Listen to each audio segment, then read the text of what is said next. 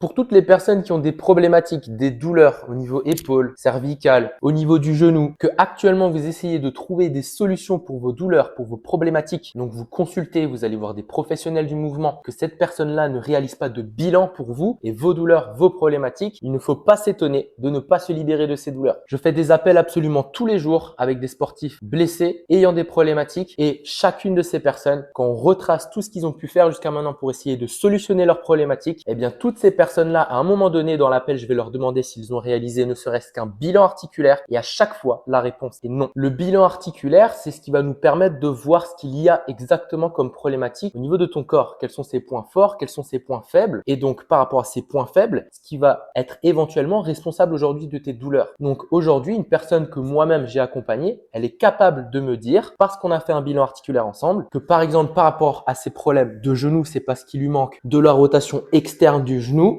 lié à une mauvaise rotation interne de la hanche et un pied qui fuit complètement le sol sur l'intérieur parce qu'elle a un réflexe archaïque mal intégré, le réflexe Babinski. Ça, c'est un exemple, mais parce qu'on l'a bilanté au préalable. Et le bilan, il faut bilanter absolument tout ton corps. Il faut rien laisser au hasard. Il faut voir ce qui sont les sources de tes problématiques, ce qui sont les conséquences. Et c'est en ayant de la clarté sur ce qu'est aujourd'hui ton corps concernant ses problématiques, ses points forts, ses points faibles, qu'on va pouvoir derrière construire une approche, une méthode et dans mon cas, une programmation d'entraînement qui va être logique, adaptée et spécifique par rapport à ce qu'on a vu sur le bilan. Si aujourd'hui, tu es allé voir un professionnel et que tu n'as pas réalisé de bilan, à mon sens, eh bien, c'est normal d'avoir des résultats à l'aveuglette parce que derrière, la programmation d'entraînement n'est pas construite par rapport à un bilan, mais elle est construite à l'aveuglette et donc tes résultats seront à l'aveuglette. Donc, si aujourd'hui, tu as fonctionné de cette manière-là et que ça t'a apporté des résultats, eh bien, tu as eu de la chance. Ces exercices génériques, cette approche générique a fonctionné pour toi parce que tu faisais partie de la population moyenne pour qui ça va fonctionner. Mais si ça ne fonctionne pas pour toi, ça veut dire qu'il faut avoir une approche beaucoup plus spécifique avec un bilan, avec une programmation d'entraînement, un suivi construit spécifiquement par rapport à tes problématiques, tes points forts, tes points faibles, ton corps à toi. J'espère que c'est compris. Si tu as des douleurs particulières et que tu souhaites en parler avec moi, écris MP dans la barre des commentaires.